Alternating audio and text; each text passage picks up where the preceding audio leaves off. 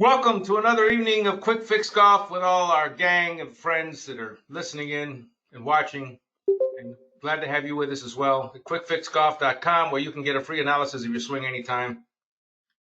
Absolutely free. And right here is,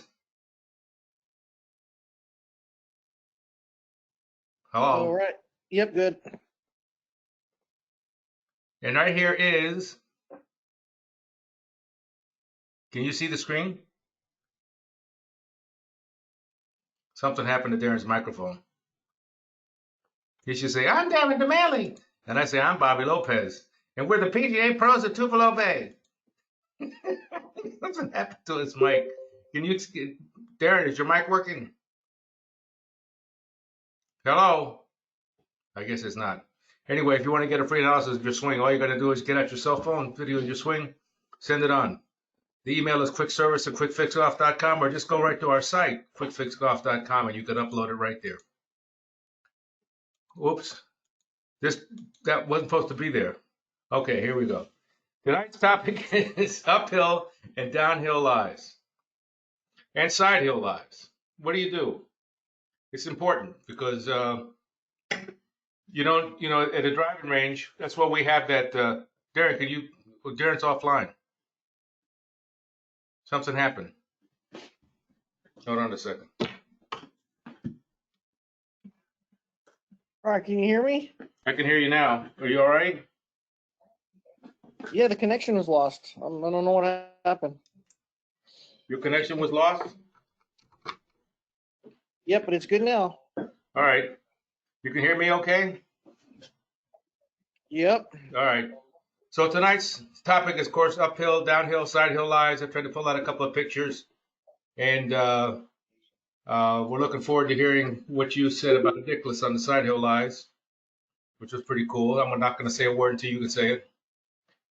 But when you have an uphill, Well, go ahead. that's just the way it's just the way he did it. It's not necessarily the way that I do it. I do it a little bit differently on kind of all these different lies, but it was the way that he did it. So we'll go through some of the things I do and some of the things Nicklaus did and see what you think. Well, I'll show you what I do, and that might not interest you. I wouldn't blame you. But number one, I wouldn't agree with this guy. I'd have this ball further up in my stance when it's an uphill lie. And the other thing I try and do, which he's doing a good job of here, is try to get my shoulders even with the thing, because if I swing like I normally do, if I make myself level, I'm going to reach that ball and I'm going to go deeper into that ground. And that's not going to be a good idea. So what I do is I actually swinging the same level as the ground. Now, here's what I do. Let's pretend this is a 4-degree grade. I'm just going to make up 4 degrees just for the heck of it, because every golf club is about 4 degrees difference in loft.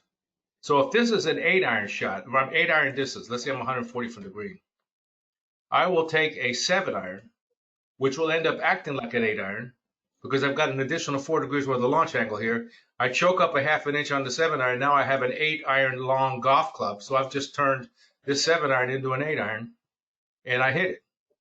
And I try and pick it clean and hit it on the way up, because the ball's going to go higher. If I'm against the wind, I might take even one more club. Is this something you do, Darren, or you do it differently? Did we lose the microphone No, again? not exactly the same way. The Yeah. lie adds loft. No, you hear me? Yeah, I can hear you. Yeah, the lie adds loft to the club. So whatever club that you're using, you're going to have to club down on for sure, depending on the slope. But in general, it's one club for sure. Mm-hmm. And I don't disagree with you about ball position. Yeah, I move it up. The more tilt you have, the more Yeah, the more it's going to affect. We're operating this way, not level, because that's not level either. Correct. Yep. But by the time I have a second glass of wine, I'm for sure not going to throw one level. Anyway, here's this level right here. That's level. We don't want to work that way. We want to work with the ground. And another thing I notice a lot of people do, they'll stick that club right in the ground and cut a big divot and catch it fat and not hit it anywhere, and then be all frustrated. And that's what happens. Let's see here now. Yeah, like a good. Go Yeah, ahead. good thought here. Wouldn't be bad to feel like you're falling backwards a little bit. The last thing you'd want to do is swing into the hill. So if you fall backwards a little bit here, that's not the end of the world. That's why I hang around you. We had mentioned that earlier today too. And Yep. that is, as you get that tilt, you're going to feel like more of your weight's on your right foot. Keep it there. Get rid of the golf club and then follow the golf club. Yep, exactly. Yep. You Yep. know, don't try and transfer your weight to your left foot. That's what this one lady that was on said she'd always have a problem with these because she says she's trying to transfer her weight to her left foot. I said, no. You're gonna be heavier back here. So now let's go with Yep, I agree. the downhill lie. I'm going to disagree with this guy again. I don't know about you or anybody else listening and watching. I can't get the ball deep enough in my stance. It is unbelievable. I have to put it all the way over here. I put it practically. It feels like, or looks to my eye like it's outside my right even with my right toe. That's how far I'll put it back. Because if I don't, I'm going to catch it heavy, guaranteed. And maybe that's a part of my not having enough weight on my Yeah, left. so ball position.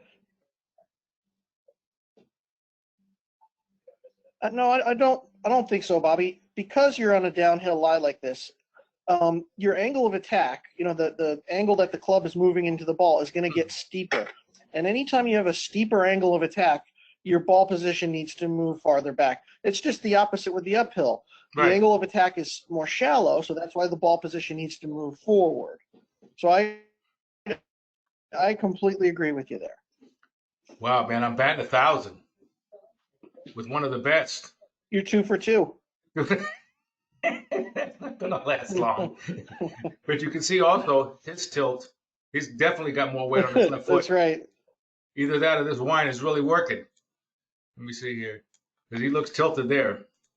All right, now. Here's the thing I put in here. Whoops, wait a minute. Hold it. I wanted to do something else. There we go. I thought we'd explain this. It worked this afternoon. Before you do the side hill lies. And that is, in reality, it's the same thing as lying.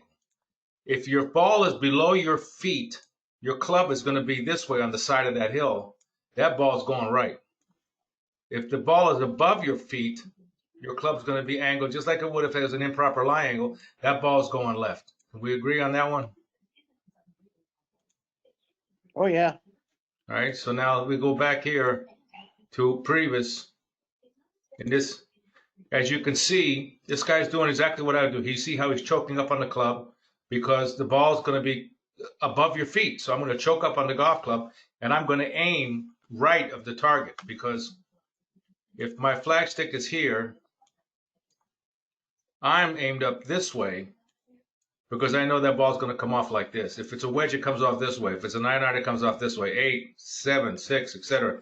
Now go ahead and tell them how Jack does it, which is totally different.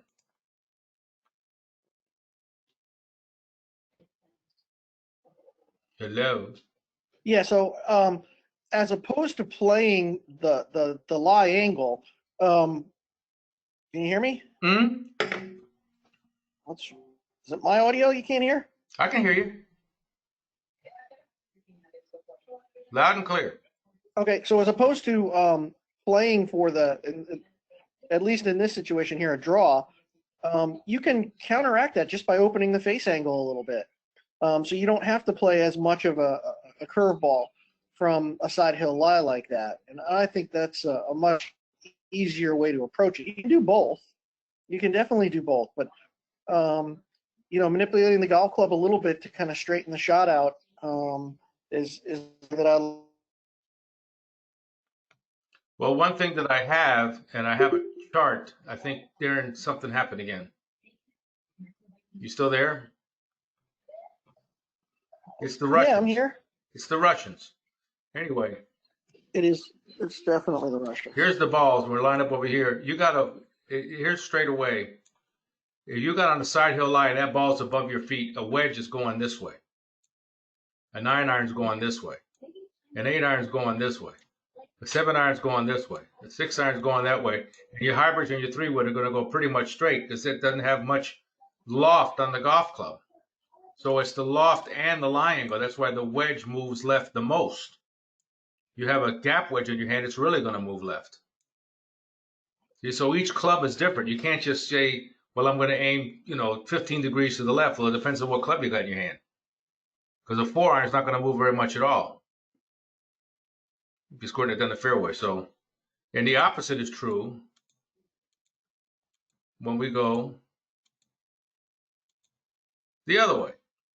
And here's what I use, and that's why I use this picture, because I found this and I said, well, this is perfect. I make sure my knees stay flexed. That's the one key that can screw everything up. I'm going to aim, if I have a wedge, well left of where I think, because the balls are going to work away from me. A wedge is going to go here, 9-iron is going to go here, 8-iron is going to go here, 7-iron is going to go here, 6-iron is going to go here. So because the ball's going to work away from me, I make sure, because the ball's below my feet, that I get my knees bent and I take more club than I need, because it's just hard to keep your knees flexed that much and swing at full speed. What kind of a technique do you use, Darren, that's different than what I'm doing there? Yeah, I think that's the most important there. That's the toughest shot, at least in my book, when it's below your feet like that. You really have to maintain flexing your knees quite a bit. So that's a really good tip there. Yeah, and I use more club and swing easy, Yeah, more so than I would with the ball above my feet. Just change the face angle. Something's going on with your sound there. Maybe your microphone is. And that's another good thought too, to just kind of maintain the flex in your knees. The harder. So then Jack would change the club face angle. Are you still there? Sorry, Gabe. That would be right. Yep, you'd change the face angle. So he'd shut the face a little bit before he hit the shot. So you'd have to toy with that and figure out how much to shut it. Exactly. Yep. Do you get good at it? Okay, we got a question here. Let me see. Exactly. It's a guess. Can you? Yep. Here we go. We got questions coming in on the chat box. Dun, dun, dun, dun, dun, dun, dun, dun, dun. Here you go. Can you compensate the side heel lie by closing the club face? Yes, that's how Nicklaus would do it. Now, I've never done that. That doesn't mean anything, because they don't have any side heel lies in Havana. It's flat. No, I'm only kidding. So, but I'm sure it works. If Jack Nicklaus does it, I know it works. But you've got to toy with it, and you have to be patient with yourself. And then, here's the hard part. I think you'll agree, Darren. Where the heck do you practice that? It's hard. We have that 360 tough lie at both Myrtle Beach and Richmond. And you can spin it around, and you can do uphill lies, side hill lies, downhill lies. It's pretty neat. In fact, let me do this and turn around and show you how we were using it in a lesson. There it is right there. See, right there we have it set on uphill lies. We can flip it around the other way and do downhill lies. We can spin it sideways and do ball below your feet or ball above your feet. See, I was using it on this particular student to get him, because he's so over the top all the time, to try and get him to feel more coming in more shallow underneath. And with it on the uphill lie position, if he goes over the top, he's more apt to hit out in here. He's going to be sorry. So hopefully this would get him to swing a little more to the inside.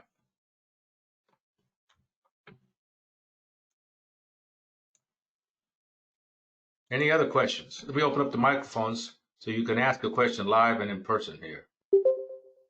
Oh, crap. Look out, Darren. Here they come. Okay.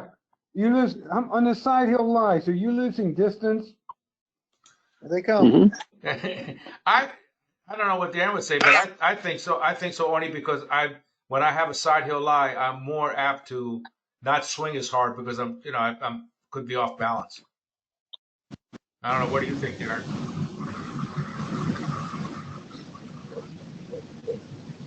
Somebody's making a bunch of noise. I didn't hear the question. Go ahead, Robert. Ask him again. Unfortunately.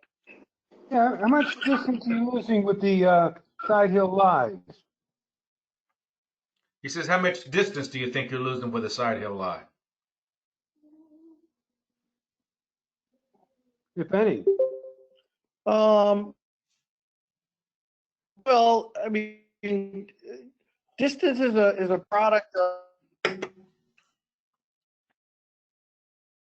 be closer to your body, so you're going to be swinging the club slower, so you're going to lose distance there. So you have to compensate somehow for that. And the same thing with the ball below your feet.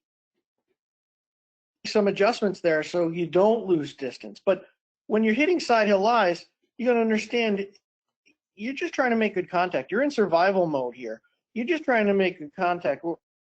It's not like we're on the tour trying to hit greens from big side hill lies. So, just trying to hit solid in the middle of the face.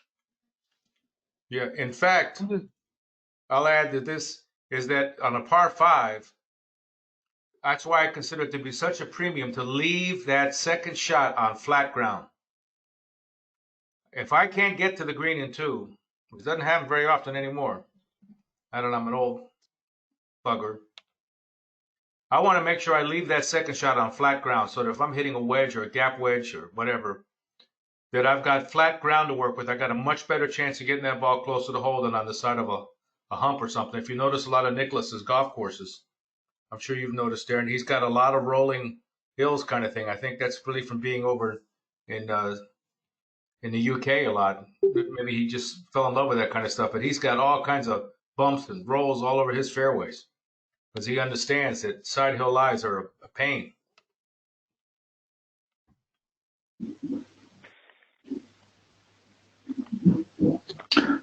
What about distance from the ball? You get a little closer to the ball when the ball's below your feet. Go ahead, Darren. Stand taller.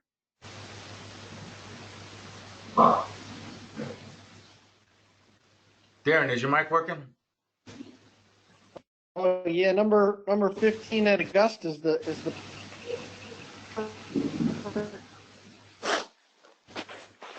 ball. What did you say then? 15 at Augusta? That's downhill. Second shot, isn't it? Yeah, we're just having trouble with Darren's mic for some reason tonight. Darren. He's a rookie.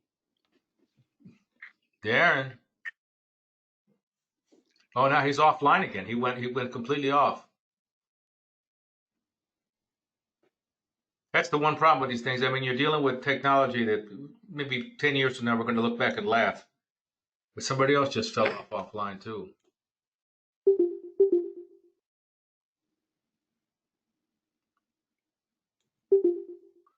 I think Darren's coming back on.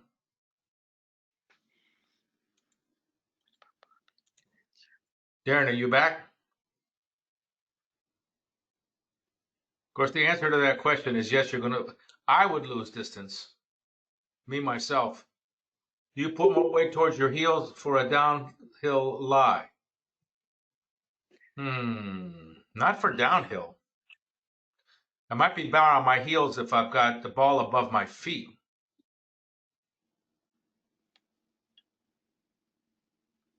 Ball above my feet, I'll have more trouble. But not, and of course, if the ball's below my feet, I'm going to be more towards my toes. Any other questions? That uphill lie, are you more vertical?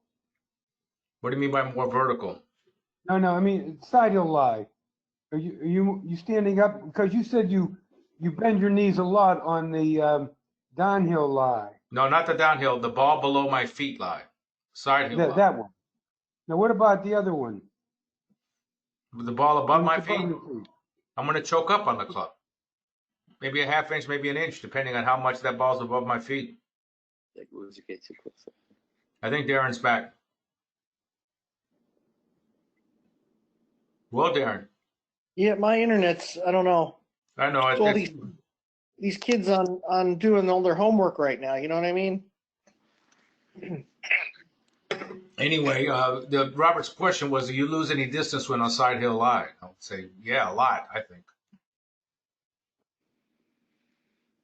Yeah, I mean, to me, it's just you got to hit it solid there. That's it. You're in survival mode on a side hill lie. You're not really trying to be aggressive and score. Yeah, I like that term right there in survival mode. You're 100% right.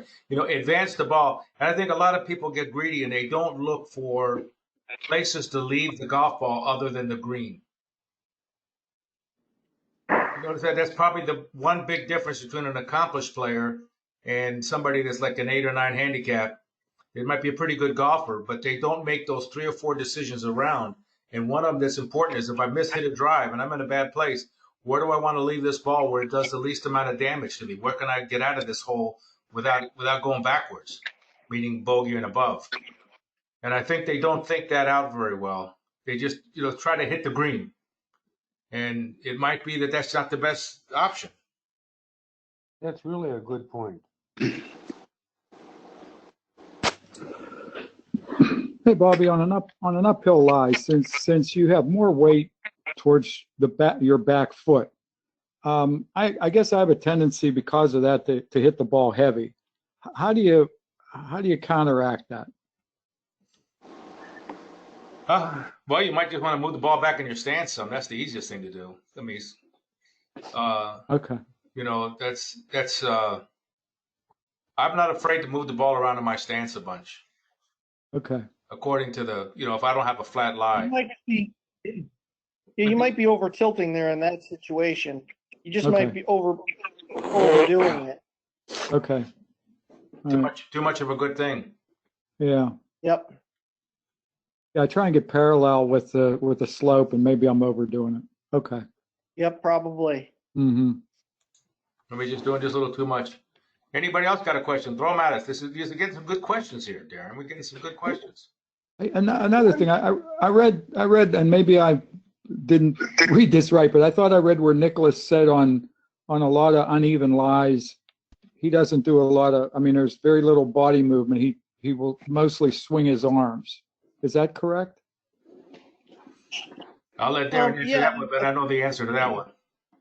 And that goes back to my point about just trying to hit it solid, and making a little less of a body turn. And what did he call it?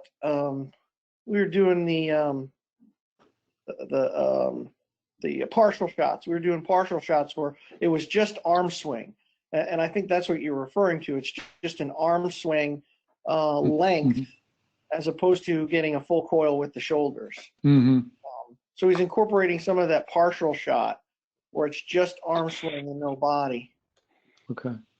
I think when you're on side hill lies or any uneven lie, you got to feel more like this guy than ever. You got to get your lower body from your belt down to be the foundation and stay still and swing your arms and keep the body still, because it's so easy to get, to move too much in one direction or the other, especially the uphill lie. You can move forward and you stick the club right in the ground and break your wrist. Stay still, swing the arms. Mm-hmm. Swing the club face. That's what you're swinging. You're swinging a shaft and a club face. Any other questions? I got one for you, Bobby. Go ahead, Johnny. Oh, Johnny's here. Hey, Johnny. So you've shown the 4 basic angle, shots, which you very rarely get 100% of one of those 4. It's almost always a combination of, a couple of them. Do you have a method for prioritizing how you set up and all when you got a combination angle like that? What do you think, Darren? Go for it. So I give Darren the hard ones. What was the question? I didn't hear it. I'm sorry.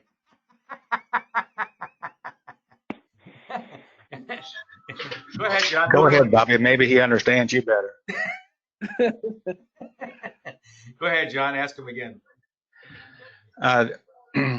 So you reviewed how you do your stance and ball placement, for the 4 different types of lie angles, which you very rarely get 100% of just one angle. So do you have a method or technique or whatever that you might use for when you have a combination angle, like it's up and downhill, for instance? Yeah, that's a really good question. And I like that question a lot. So one of the foundations that Tiger Woods has is what he calls his 9 different ball flights, where he hits 3 low ones, 3 mid-height shots, 3 high shots, and then he hits them with all different curves. So when you're setting up for a side hill uphill per se, you've got to make quite a bit of adjustments with your setup in order to hit the shot. You really want to think of it in terms of just trying to make one general swing, but use different setups to accomplish the flight that you're trying to acquire. So in that situation there, you really have to change the setup. So uphill, kind of ball above your feet, you're going to have to move the ball forward, take a little extra club, you're going to grip down on the club. There's like 6 different combinations you have to get there in order to hit the desired shot. So that's a lot of calculation there. Not only that, I think you have to have great hands. That's the trick, because if you hit that, you have good hands and you can really feel impact and you can minimize the swing and almost hit sort of like a punch shot and hit a shorter or more abbreviated swing, you're a whole lot better off, and advance the ball to a place where now you're back on flat ground again, unless you really do think you can get to the green without hitting it in one of the bunkers or hitting it up on the lip of a bunker.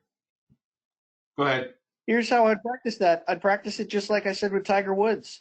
You know, if you want to hit a high cut, you're going to have to make certain adjustments in the swing. Yep. You know, putting the ball forward a little bit, aiming a little left, opening the club face a little bit, finishing a little more vertical with your release. So if you can hit those base 9 different shots with all different setups, the side hill lies shouldn't be any trouble at all when you have those multiple calculations there. Does that answer your question, Johnny? Well, sort of. Not really. Well, you know, I didn't know if you had a technique that going through all your calculations or not, you know, such as you look at your major angle and set up for that first, and then you look at your second angle and make your minor calculations for that, or if you just kind of wiggle your way around until you get it right. Yeah. Darren, in case you couldn't Complete tell, sense. in case you couldn't tell, John is a graduate of Virginia Tech as an engineer, and his son's a great kid too. His son graduated from Virginia Tech as an engineer, and he went to work at BMW or something, didn't he, John? Where did he go? South Carolina? He was at General Electric in Greenville. In Greenville, South Carolina. I remember it was in South Carolina somewhere. Nice kid. But, you know, engineers will, you know, look to calculate and do adjust. For me, you know, I just say, well, you just hit it. It's going to go left. Don't worry about it. You know, it's somehow to be able to communicate that to someone is not easy sometimes. I know I'm not good at it. I wish I was better. But Darren's better than I am at that, I think. Any other questions? You know, because just like as the perfect example, what Darren was just talking about, which is 1,000% right. You want to cut the ball, you move the ball up a little bit in your stance, you open the face or whatever. But the old pro that taught me how to play, and Darren's probably going to fall out of his chair right now, but he told me, he says, if you're going to fade it, what do you want to do? Just feel like you're going to fade it. Just think you're going to fade it.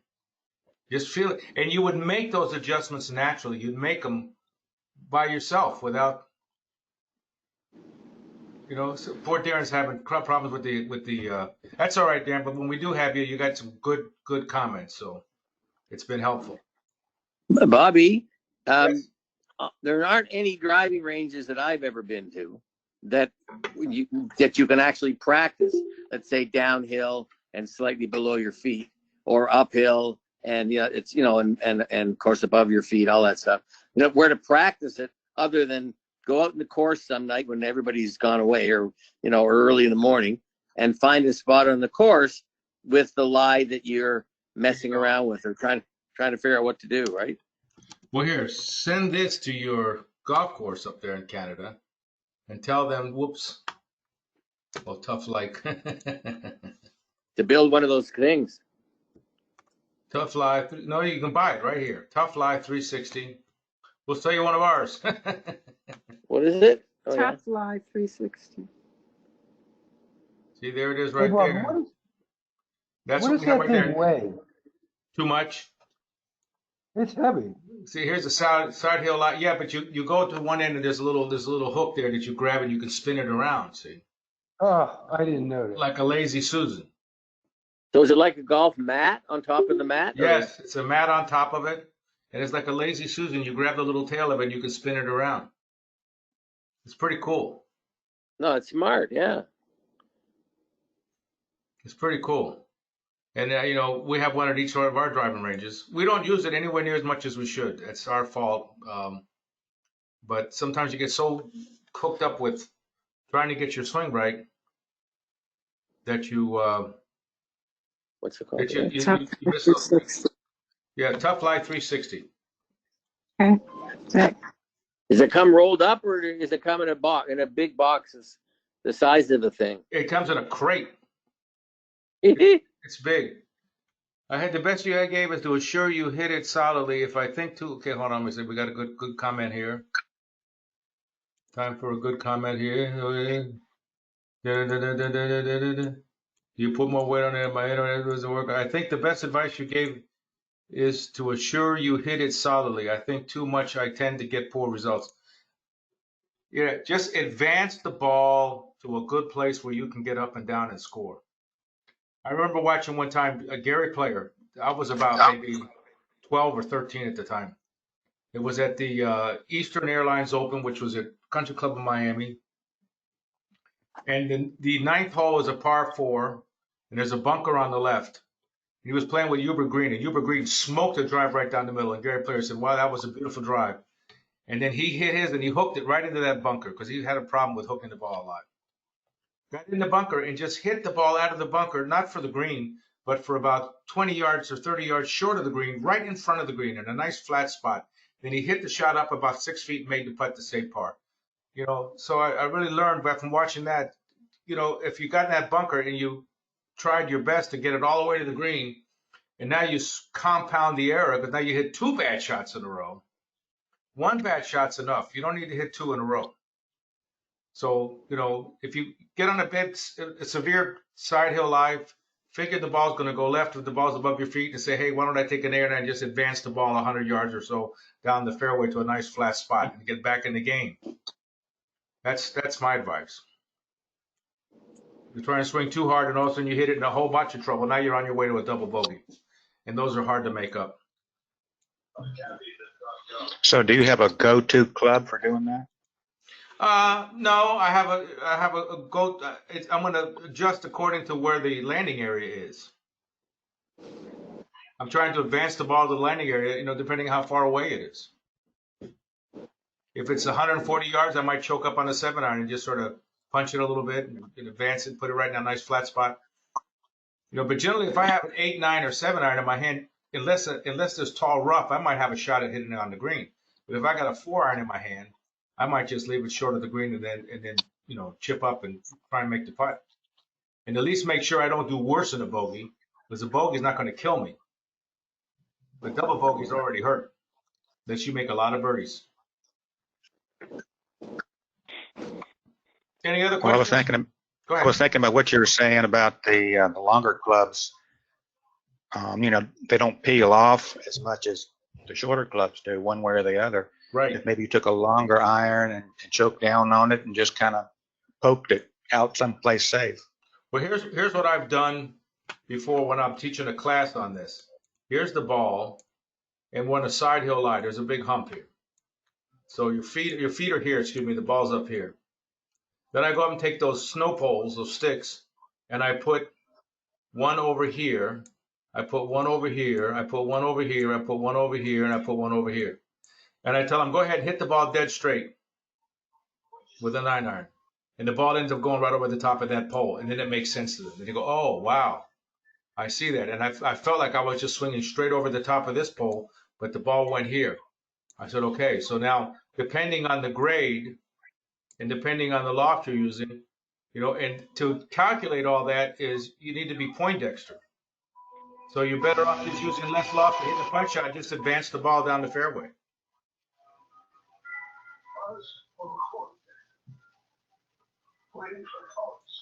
Does that make any sense? Any other questions? If not, we'll call it a night. This wasn't bad tonight. Sorry about Darren's connection, but what are you going to do? That happens sometimes. You keep treating him like that, he won't come back. No, we can't not have Darren. All right, gang. That's true. Hope you enjoyed it. Hope you All learned right, good something. night. Right. Good night. Thanks, Bobby. See you tomorrow. See ya.